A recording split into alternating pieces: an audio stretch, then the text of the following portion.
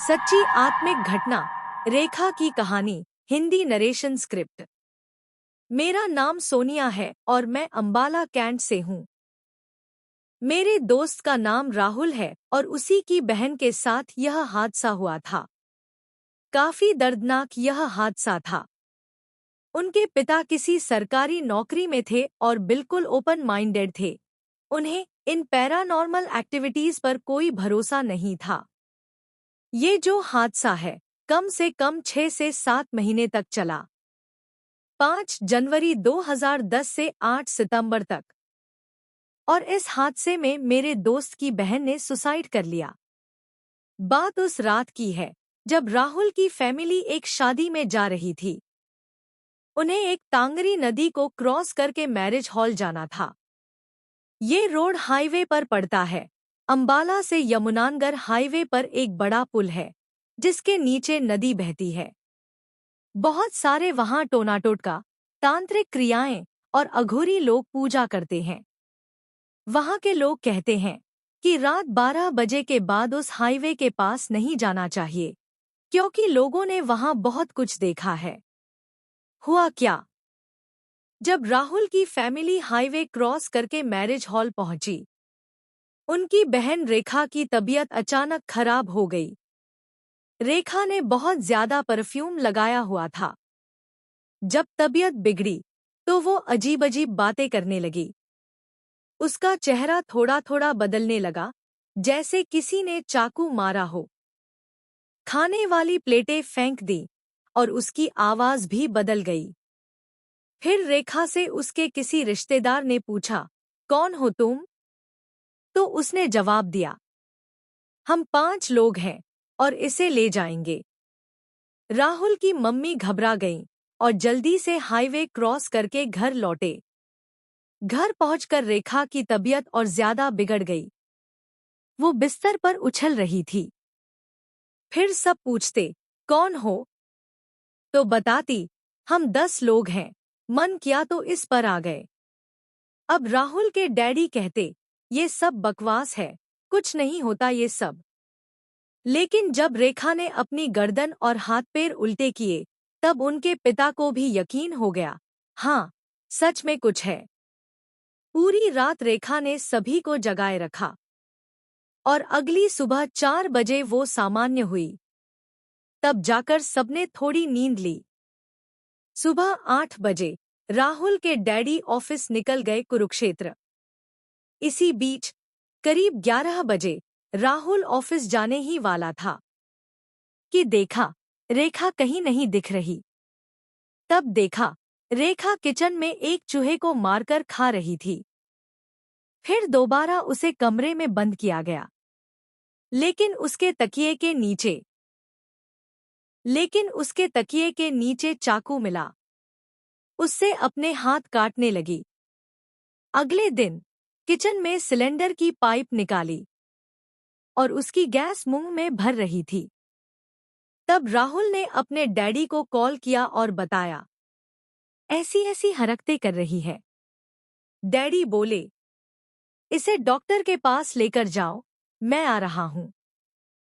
जब डॉक्टर के पास ले गए और डॉक्टर ने देखा, तो डॉक्टर ने पूछा, बेटा, क्या हुआ? रेखा ने जवाब दिया, तू अपना बता। तूने मेरा इलाज किया तो तेरा इलाज कौन करेगा मुझसे? डॉक्टर हैरान रह गया। उसने मना कर दिया, कहा, इसे पीर या दरगाह पर लेकर जाओ, वहीं से कुछ होगा। जब रेखा को दरगाह ले जाया गया, तो वहां से 4 चीजें और लग गईं साथ में। फिर तो पक्का, अब मेरे दोस्त राहुल को लगा कि किसी पीर वाले बाबा को बुलाना पड़ेगा घर। लेकिन डैडी नहीं बुलाना चाहते थे। उन्होंने मना कर दिया, रहने दो, हॉस्पिटल में एडमिट करवा देते हैं, इसे बुखार सिर पर चढ़ गया है।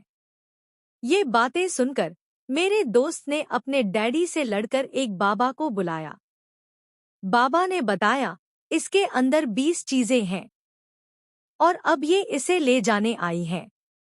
बाबा ने कहा, कोई बात नहीं, मैं ठीक कर दूंगा। बाबा ने बहुत कोशिश की, अपनी सारी क्रियाएं की और इन सभी चीजों को लेकर चला गया। कुछ समय बाद जब बाबा को इन चीजों ने बहुत परेशान कर दिया, तो उन्होंने बाबा को धमकाया, उसे वापस छोड़ दे वरना तेरी फैमिली को ले जाएंगे।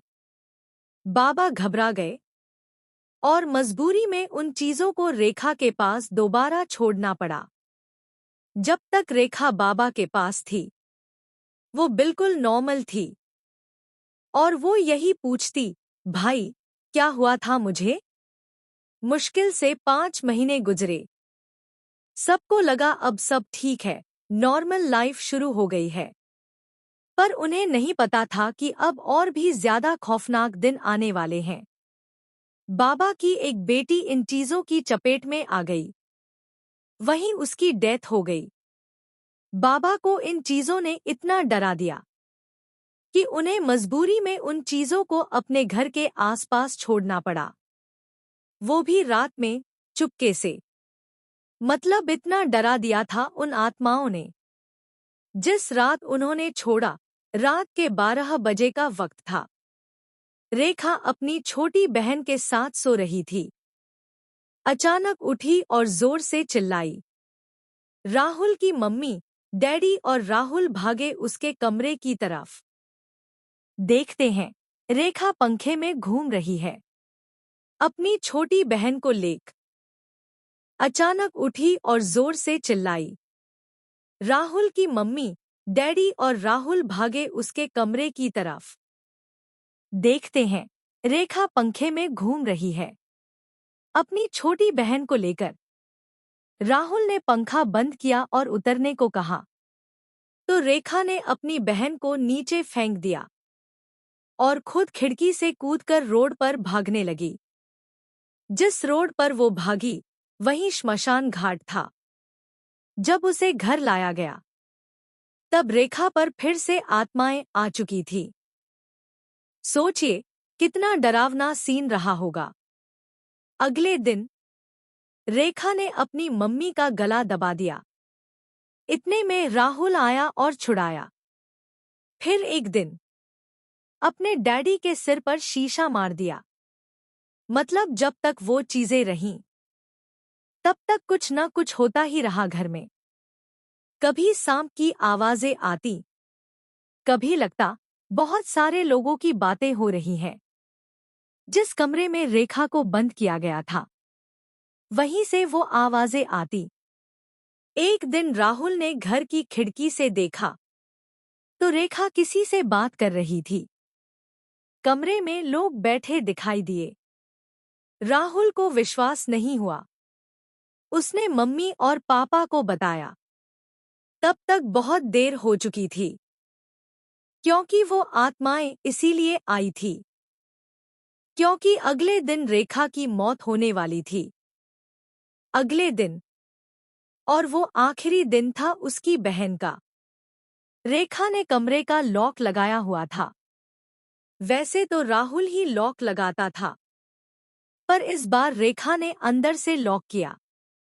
राहुल की मम्मी चिल्लाईं, रेखा ने अंदर से लॉक कर लिया है, दरवाजा नहीं खोल रही। जब सबने खिड़की से देखा, तो देखा रेखा ने कपड़े उतार दिए थे। कांच की बोतल से अपने शरीर के हिस्सों से खून निकाल रही थी। पंखे पर एक फंदा, जैसे खुद ब खुद बन रहा हो, और उसी फंदे को अपने आप रेखा के गले में डाल दिया गया। और जैसे ही फैन ऑन हुआ, रेखा लटक गई। राहुल और पूरा परिवार खिड़की से चिल्लाया, मत कर रेखा, मत कर बेटा। उसकी मम्मी, बहन, डैडी, भाई सब बहुत रोए। रेखा जाते जाते बोली, भाई बचा ले, मम्मी बचा लो, अब हम जा रहे हैं। इसे लेकर फैन ऑन हुआ और रेखा की गर्दन टूट गई। कोई सोच भी नहीं सकता वो लड़की किन चीजों से लड़ रही थी। फिर दरवाजा खोला गया। फैमिली दौड़ते हुए गई।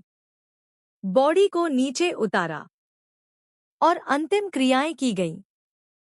लोग कहते हैं, कभी भी इन आत्माओं से उलझना नहीं चाहिए। ना ही कभी किसी हॉन्टेड जगह पर परफ्यूम लगाकर जाना चाहिए। अब वही नॉर्मल लाइफ है। परिवार ने घर बदल दिया है। हाँ, एक बात सामने आई।